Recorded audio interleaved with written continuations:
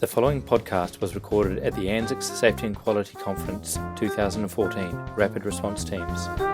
Michelle Topple from the Austin Hospital in Melbourne talks about accrediting rapid response nurses.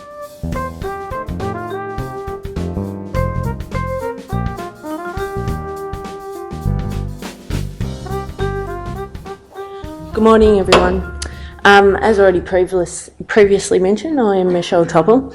I'm an Associate Nursing Manager at Austin Health in the Department of Intensive Care. Dale's asked me today to talk to you all about our Met Nurse program. So just a brief overview for those of you that aren't familiar with our service. We are a major provider of tertiary health in northeastern Melbourne. We operate 980 beds across acute, sub-acute and mental health. Excuse me. 560 of these beds are acute beds, and we are the state referral service for liver transplantation and spinal cord injuries. An overview of our ICU and our Met service. We are funded for 20 ICU beds in our department. In 2013, we saw 2,200 ICU admissions, and for the first time since our service began, our Met service began back in 2000, our number of Met calls for the year exceeded our number of ICU admissions, and we saw 2,300 Met calls in 2013. We found that more than 12% of our patients having Met calls then were admitted to our ICU, and within our nursing department, we have 230 nursing staff, and 75 of these are Met accredited. We are funded for a Met nurse 24 hours a day, 7 days a week, and they change with each nursing shift. Our Met team consists of a Met nurse and a registrar. This registrar is also responsible for managing a 5-bed pod. We have a group in the department that we call the Met panel. We consist of 4 senior nurses, and we formed in September 2011. And we did this because we felt that our more junior and our new Met nurses required more support and guidance, and that the Met program at the time had room for further development and improvement. I am chairperson of the Met panel, and as a group we provide leadership and accountability for our Met nurses at Austin Health. We work closely with our nurse unit manager, our Met director and our ICU nurse consultant service to ensure that we all provide a quality Met service. Our roles of our Met nurse include attending emergency calls, these being up at the mental health, up Met calls and respond blues at the Austin Tower and the Olivia Newton-John Cancer and Wellness Centre. We are also responsible for responding to emergency medical review calls, which are Met calls, just labelled differently because they're up at the mental health precinct, and respond blue calls up at the mental health precinct. Our other role, when we're not attending Met calls or respond blues, is reviewing patients as requested by our ICU nurse consultant group, our ICU registrars, associate nurse unit managers, or our fellow Met nurses. And this can be especially busy for us outside of office hours. Our roles of our Met nurses include providing a patient assessment when attending a Met call. We assist with determining the etiology of the deterioration. We provide any advanced treatment requirements should they be required during a Met call, assist with providing a management plan. We always ensure that appropriate follow-up is being made, and we support and educate ward staff, not forgetting the patient along the way. We provide transport of a patient to an appropriate location, so should a patient after a Met call or during a Met call require non-invasive therapies, they're going to be better managed on a respiratory ward than on a medical ward. And we are all responsible for reporting any adverse events should they arise during any of these Met calls. As previously mentioned, we are responsible for reviewing patients, and we will always assist our Met registrar with reviewing patients should these be required. We also will assist them if they are required to provide any procedures or perform any procedures outside the walls of the department, and we'll assist them with this. We have a role also within the unit when we're not reviewing patients or attending these Met calls, and our responsibilities include checking our Met trolleys and equipment. We have 3 Met trolleys at Austin Health, and one of them is over at the Olivia Newton-John Centre because of its remoteness, and 2 of them lie within the department. We are responsible also for helping out our ANZICS with educating and supporting our staff, especially the students or newer staff within the department, and where time permits, we'll always get involved with general nursing care within the department. We've set down some expectations of our MET nurses. We expect them to have a comprehensive knowledge of Austin Health protocols and procedures in relation to their MET, EMR and Respond Blue calls.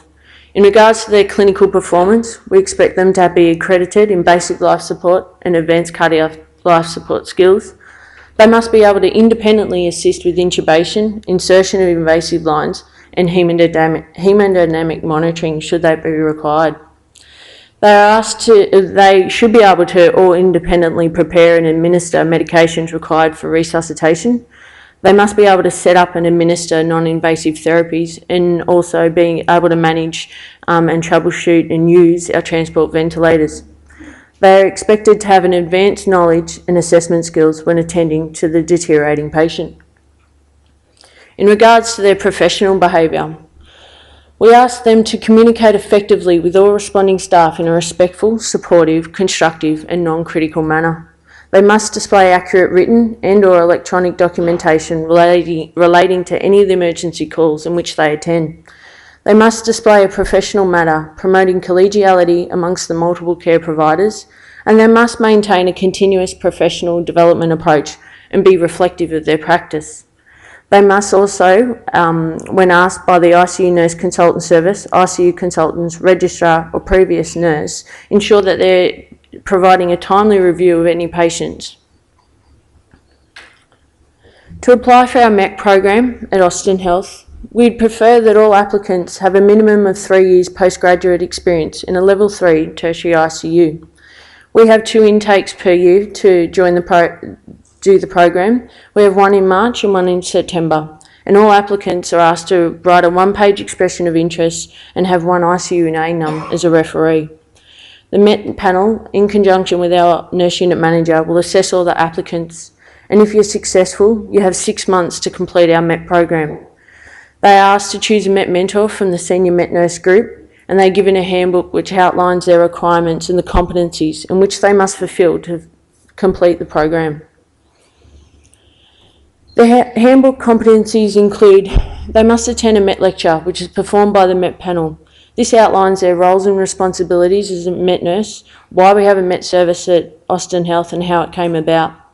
They also must attend a MET behaviour workshop, which is also run by the MET panel, and this just outlines behaviours that we wish or we prefer them to display when reviewing patients and attending MET calls, and the negative consequences poor behaviour can have for us as a MET service. We ask them to complete a MET trolley competency, showing awareness of the equipment on the trolleys and more importantly what it is used for, and they must be able to navigate and use the MET monitors. They're asked to complete 5 MET calls under supervision. 3 of these are as observers and 2 of these are under supervision before we let them loose doing MET calls on their own. They must complete a written intubation competency, which is a learning tool found within the MET handbook, and they read through this tool and then they're asked to answer some short questions following it. They must be able to independently put together CPAP and high flow circuits, and the MET panel have sat down and put some scenarios together based on our own clinical experience and situations and around common themes that we've found during MET calls with the deteriorating patient. And we just sit them down at the end of the program and just ask them to talk us through it, giving them an ability to show us that they have problem-solving ability and awareness and knowledge when it comes to managing the deteriorating patient. They must be able to also display the ability to navigate to the more remote areas of the hospital, being for us the Mental Health Precinct and the Olivia Newton-John Cancer and Wellness Centre.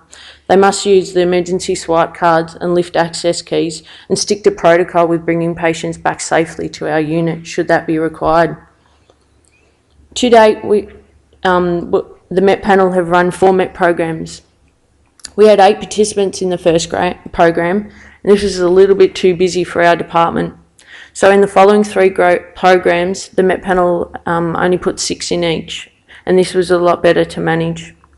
We've had one nurse withdraw from one of the programs due to feeling not confident outside the walls of the ICU, and one nurse required an extension due to some time they had off work during the program. Currently, we have 75 accredited MET nurses, and 25 of these are a result of completing our current MET program. This year, we decided in March, the MET panel, that we'll do no March program to ensure that we allowed more opportunity and development for our post-program participants to consolidate more post-dev programs.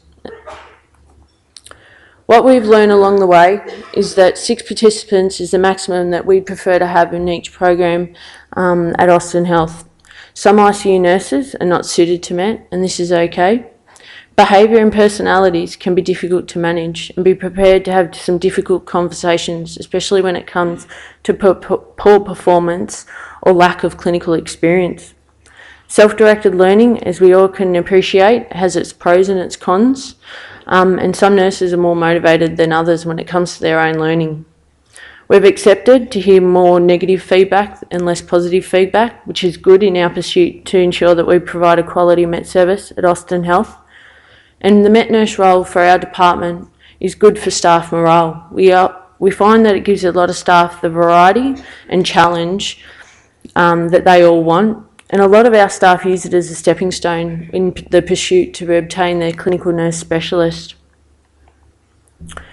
So in the future, our MET panel will continue to review and evaluate our MET program. We do evaluations post each program, and as you can appreciate, some nurses are better at filling these in than others. The MET panel have discussed the opportunity at one point, at some stage, of running a MET nurse symposium, which would give us the opportunity to open up a larger forum for discussion around the MET nurse role as part of the rapid response teams. We'd like to continue to analyse and review data to ensure that we keep up with the forever changing dynamics of the public health system, and we'd like to continue to work towards timely management of the deteriorating patient to improve outcomes. We'd like to participate in any future research activities, especially those that involve the MET nurse role, and simulation is something that is growing and becoming more widely accepted within our department, and we'd like to explore using this in training our MET nurses in the future. Thank you.